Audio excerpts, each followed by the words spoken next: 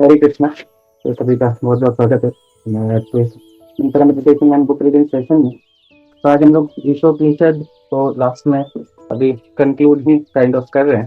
तो अब ईशोपनिषद में कल या इससे आगे कभी भी सेशंस में किसी के कुछ डाउट्स हैं पहले तो वो डिस्कस कर लीजिए। तो लास्ट में एक बार हम लोग कंटिन्यू कर लेंगे ईशोपनिषद कहाँ से शुरुआत हुआ, क्या क्या चीज़ें हमने कुछ डिस्कस करी है और फिर अल्टीमेट मैसेज क्या ईशोपनिषद से हमने समझा। तो आप लोग बता सकें क्या आपने समझा ईशोपनिषद से, और या क्या कुछ क्वेश्चंस हैं तो वो भी शेयर कर सकते हैं। तो मैसेज बड़ा महत्वपूर्ण है ना कि ईशोपनिषद से लर्निंग तो सभी की कुछ ना कुछ होनी चाहिए। तो क्या लर्निंग रही आप शेयर कीजिए, या फिर डाउट्स है तो क्वेश्चन है तो भी पूछ सकते हैं। हाँ बताइए अग्नि मित्र प्रभु। हाँ प्रभु। हरे कृष्ण प्रभु सर, आवाज आ रही प्रभु जी? आ रही है। जी हाँ। तो प्रभु जी जैसे आप ईश्वर ईश्वर निश्चय से पूछ रहे हैं, ईश्वर निश्चय का प्रभु जी सबसे इम्पोर्टेंट जो है वो तो प्रभु जी ये था कि जो ओम पूर्ण निगम पूर्ण में पूर्ण ऐसा करके का जो श्लोक था प्रभु जी, तो उसी को जैसे मतलब जितने वैदिक स्कॉलर होते हैं उसको वो शांति पाठ बोलते हैं कि उस मंत्र से आपको एसेंस मिलता है पीस का कि क्या शांति है, कैसे पीस आप प्राप्त करोगे। तो जैसे तो मतलब मेन तो ईशोपनिषद का वही एसेंस माना जाता है, वही श्लोक। यहाँ पे जो भी चीजें हैं वो पूर्ण से आई है और वो पूर्ण ही होगी और वो ऑफिशियस ही होगी क्योंकि वो भगवान से होकर आती है, ठीक ना? हाँ जी, तो यही तो मतलब कहना है कि अगर जैसे जीवन में सफरिंग है या फिर कुछ ऐसा अनऑस्पिशियस चीजों से आप होकर गुजर रहे हो तो ये नहीं समझना है कि मतलब पार्टिकुलर अनऑस्पिशियस आपको दी गई है। इसके पीछे एक पर्पस है, एक टीचिंग है, एक लेसन है जो कि ऑस्पिशियस ही होती है। तो यही तो मतलब ज्यादातर मेरा फोकस इसी मंत्र के साथ था। ठीक है। हाँ बहुत सुंदर पॉइंट है, थैंक यू। ये अगर हर चीज परफेक्ट है, हर चीज कंप्लीट है, भगवान भी कंप्लीट है, तो भगवान के द्वारा ये इवन भौतिक जगत में भी हमने डिस्कस करा था कि देखिए कि किस तरीके से भगवान, चाहे वो फोटोसिंथेसिस हो जाए या कार्बन डाइऑक्साइड ऑक्सीजन का जो साइकिल है ना। कार्बन डाइऑक्साइड पेड़ छोड़ते हैं, मतलब हम छोड़ते हैं पेड़ लेते हैं, फिर हम ऑक्सीजन छोड़ते हैं पेड़ लेते हैं। तो ये हर जगह साइकिल्स है, चाहे वाटर साइकिल, फूड साइकिल, हर जगह साइकिल है। तो हर भगवान क्या है, कंप्लीट है, तो हर चीज उन्होंने कंप्लीट बनाया है। तो आपका जो पॉइंट था तो उसी तरीके से कुछ अगर हो भी रहा है तो वो भी कुछ कर्मा है हमारे, वो भी साइकिल में खत्म होने वाले हैं। तो बोल के ये सारी चीजें चल रही है, ऐसा कुछ भी रैंडम नहीं है। तो अच्छा पॉइंट है, थैंक यू। और बताइए। हाँ जी, मूल प्रकृति माता जी। हरे कृष्णा प्रभु जी, दंडवत प्रणाम। हरे कृष्णा घंटा। प्रभु जी वैसे तो पूरे ईशोपनिषद में हर जो मंत्र है वो जो है हम लोगों के लिए लर्निंग है और उससे हमें कुछ ना कुछ शिक्षाएं मिलती ही हैं। पर जो मुझे सबसे ज्यादा अपील करा और बहुत ही जो ग्रहण करने वाली जो गुण हम लोग उसमें से एक ले सकते हैं वो ये है कि हम लोगों को अपने ग्रीड पे जो है वो रखना चाहिए कि हम लोगों को उतने में ही संतुष्ट रहना चाहिए जो कि हमारा को भगवान से कोटा मिला है। और वो हमें सिर्फ इसलिए नहीं मिला कि हम अपनी इंद्रिय तृप्ति करें, बल्कि हमें जो है उस चीज को भगवान की प्रसन्नता के लिए उसको वो करना चाहिए। वो हमारे लिए नहीं है, हमें जो एंजॉय करने के लिए नहीं हम यहाँ पर आए हैं। हमको जो कुछ भी मिला है वो भगवान की सेवा में लगाने के लिए मिला है, इसलिए हमको उसी में संतुष्ट रहना चाहिए जो हमारी जो बेसिक नीड्स हैं, जो ग्रीड में हमको नहीं पड़ना चाहिए। यही जी मुझे तो थैंक यू माता जी। तो हरे काफी कृष्णा इम्पोर्टेंट पॉइंट है। हरे कृष्णा, काफी महत्वपूर्ण पॉइंट है ये।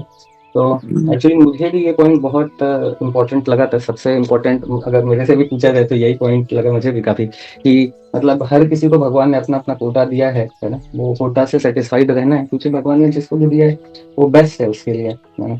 उसका कर्मिक रिएक्शन भी कट जाए, ऐसा भगवान देते हैं, प्यूरिफाई भी हो जाए, और तो ये है ना उसके अनर्थाएं भी थोड़ा दूर हो जाए, कर्मा भी कटे, और साथ साथ में उसकी आध्यात्मिक प्रगति हो। तो सब कोटा उसी तरीके से भगवान ने पूरा दिमाग लगा के दिया है, तो हमें बस टेंशन लेने की बात नहीं है। अच्छा, थैंक यू माता जी। यस भावना माता जी, बाकी डिवोटीज भी बताइए, ऐसा नहीं बताएंगे तो फिर तो बड़ा गड़बड़ हो जाएगा। कोई क्या कहेंगे कि ये क्या ईशोपनिषद खत्म हुआ और एक भी पॉइंट नहीं है अगर शेयर करने के लिए, तो ये फिर सब मुझे बोलेंगे कि क्या बताया आपने, क्या पढ़ाया है। तो हाँ, यस भावना माता जी। हरे कृष्णा प्रभु जी, गलत नाम। हरे कृष्णा माता जी। प्रभु जी एक पॉइंट तो यही, जैसे माता जी ने बताया कि हमें अपने नीड्स और वांट्स में डिफरेंस पता होना चाहिए और जो हमारी रिक्वायरमेंट है उतना ही हमें लेना चाहिए। बाकी एक पॉइंट मुझे ये बहुत अच्छा लगा कि भगवान मतलब हमारे पास ही है, अगर हमारी श्रद्धा है तो हम भगवान को समझ सकते हैं गुरु की कृपा से, अदरवाइज हम नहीं समझ सकते। अगर हम मेंटल स्पेकुलेशन के साथ चलेंगे तो हम बिल्कुल ही भगवान को प्राप्त नहीं कर पाएंगे। एंड एक पॉइंट ये कि हमें हमेशा ही भगवान से उनकी मर्जी मांगनी चाहिए। मतलब अगर हमारा ये भाव रहेगा तो ही हम प्रगति कर सकते हैं। अगर हम अपने आप को सुपीरियर या फिर कंट्रोलर मान के करेंगे तो फिर चीजें नहीं हो पाएंगी। एंड एक चीज और कि जो फॉल्स नॉलेज है ये चीजें मतलब हमें भक्ति से बाहर निकाल देंगी। तो सही गाइडेंस होना एंड सही नॉलेज होना, ये चीज भी बहुत इंपॉर्टेंट है। बाकी वही है कि हमें अपना कार्य तो करना चाहिए, अपने कर्म करने चाहिए, बट उससे अटैच नहीं होना चाहिए, सारे भगवान को दे देना चाहिए। जी करिए, यही बताना चाहिए। थैंक यू माता जी। तो ठीक है, बहुत बहुत धन्यवाद माता जी, तो इम्पोर्टेंट पॉइंट है ये भी काफी। हाँ, तेनो माता जी।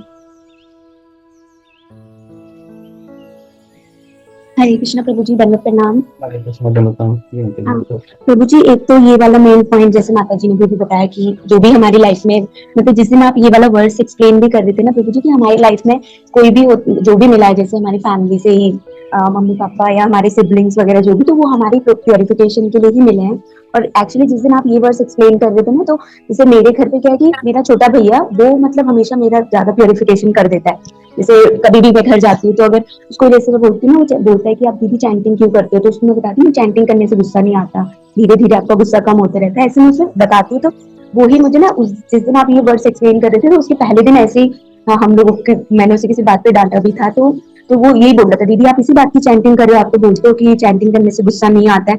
तो जिस दिन आपने एक्सप्लेन किया ना प्रभु जी, तो मुझे लगा कि हाँ एक्चुअली, क्योंकि बाकी लोग जो हमारे फेवरेबल लोग होते हैं वो तो हमें नहीं बताते ना, कि क्योंकि हम लोग उनके सामने वैसे रिएक्ट नहीं कर पाते। बट जैसे जो हमारी फैमिली में या नियर एंड डियर वंस होते हैं, तो वो उस दिन मुझे ये चीज थोड़ा रियलाइज हुई कि हाँ, जो भी हमारी लाइफ में होते हैं वो हमारी प्योरिफिकेशन के लिए ही होते हैं और भगवान का अरेंजमेंट ही होते हैं।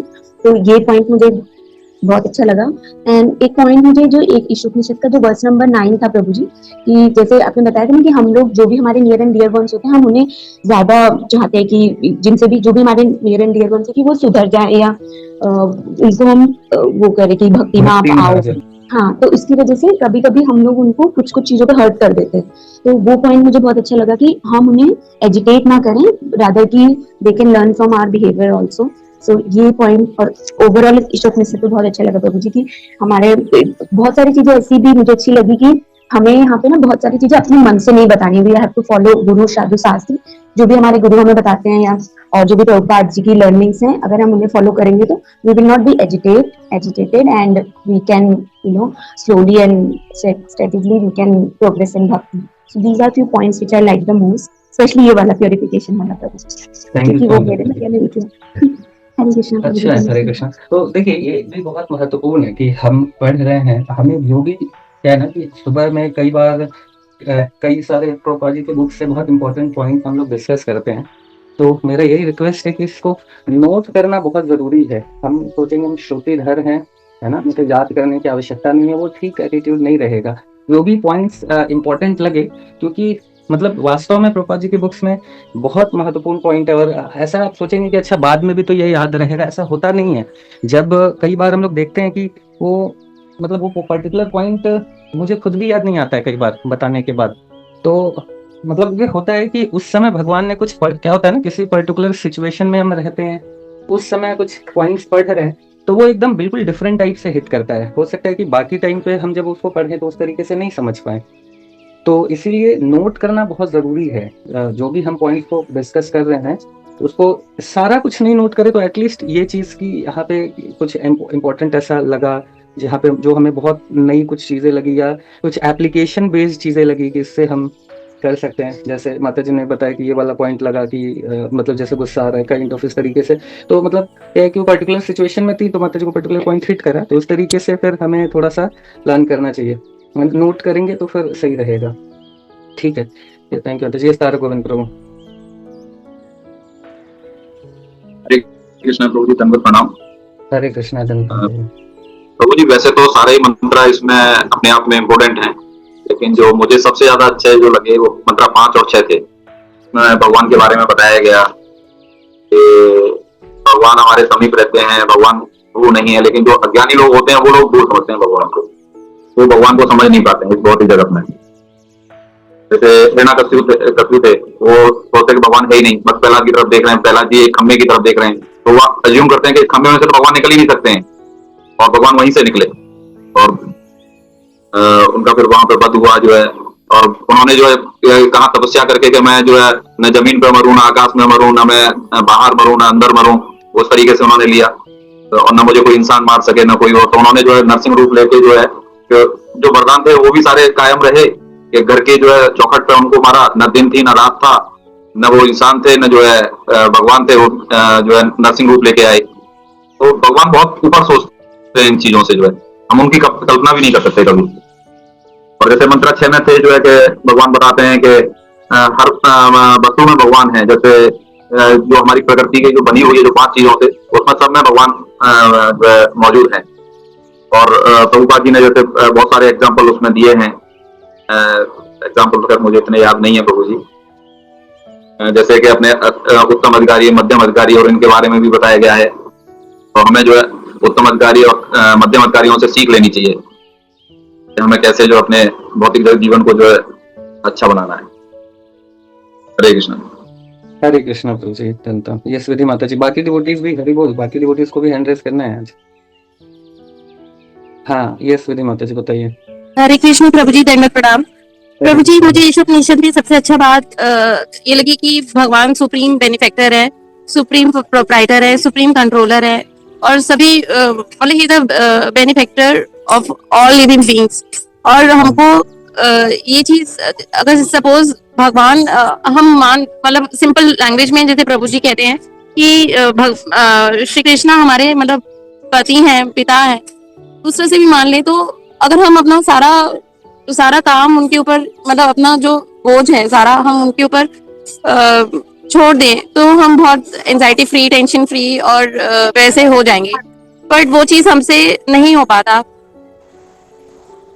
मतलब हमारे अंदर अभी वो अंडरस्टैंडिंग, मतलब ये हमको बताया गया है पर हमारे में अभी वो अंडरस्टैंडिंग नहीं इतनी डेवलप हुई है कि even he is the complete proprietor. अभी जैसे कि मेरे साथ अभी जो घटना हुई कि मतलब जो पैसे किसी ने जो वो करे, चीट किए, तो उसमें मैं ये सोच रही थी कि मैं जितने पैसे मुझसे वहां से मिलेंगे तो I will donate in temple. तो बहुत लास्ट में जाकर ये चीज मन से निकली कि मतलब जैसे राधा रानी चाहती हैं कि ठीक है, अगर वो चाहती हैं कि कम पैसे मिलें तो मैं कम डोनेट कर पाऊंगी, और अगर वो मतलब, और फिर ये भी डिसाइड करना, मतलब ये भी अंदर से मन को समझाना कि ठीक है कि मेरे हो सकते हैं पिछले जन्म के जो कर्म होंगे तो मतलब वो चीज पूरे करने हैं। बट वो चीज उस लेवल पे आना कि मतलब he is a complete controller, he is a complete proprietor और he is a complete benefactor, ये 3 चीजें समझना हमारी लाइफ में मतलब इसको भी टाइम लगेगा मुझे लगता है कि, बट ये बहुत इंपॉर्टेंट, अगर हम इस चीज को समझ लें तो बहुत सारे सोल्यूशन क्लियर हो जाएंगे हमारे मन में। हरे कृष्ण। हरे कृष्ण। तो जी वही है कि देखिए, ये हम कंप्लीटली सरेंडर करके तब ही रह सकते हैं जब हम वास्तव में क्या करें कि सिर्फ हमारा मतलब जो अल्टीमेट कार्य है, जैसे हम भगवान के ऊपर सारा कुछ सौंप के कॉन्फिडेंस के साथ कब जीवन चल सकते हैं, जब कोई भी कार्य हम कर रहे हैं तो वो कार्य का पर्पस भगवान की प्रसन्नता है, तो तभी ये संभव है वो सरेंडर को मेंटेन करके वो एंजाइटी फ्री रहना। अदरवाइज हमें पता है, अगर हम अपने कार्यों को जो भी कर रहे हैं, थोड़ा सा अपने सेंस ग्रेटिफिकेशन भी कर रहे हैं, थोड़ा ये भी कर रहे हैं, थोड़ा वो भी कर रहे हैं, थोड़ा मन मर्जी भी कर रहे हैं, तो फिर नहीं हो पाता है, वो कॉन्फिडेंस नहीं आएगा। लेकिन जितना ज्यादा ग्रेजुअली हम, ये ग्रेजुअली ही होता है, बट जितना ज्यादा ग्रेजुअली हम है ना, वो आर ना करी है मने आशा, तो जब हम अपने इच्छाओं और अपने मनमर्जी तरीके से जितना जल्दी हम सरेंडर्ड होते जाते हैं और हमारा गोल बिल्कुल क्लियर है, मुझे क्या अच्छा लगेगा, मुझे क्या पसंद है, मेरा मन क्या कहता है, ये सारा चीज छोड़ के भगवान को क्या प्रसन्न करेगा, मेरा क्या एक्शन, इस तरीके से जैसे जैसे सोचना शुरू करते हैं तो फिर हमारा कॉन्फिडेंस काफी बढ़ने लगता है ना, कि हम भगवान के लिए कर रहे हैं तो भगवान ही देखेंगे। ठीक है, थैंक यू माता जी। हरे कृष्णा कृष्ण कृष्ण हरे हरे, हरे राम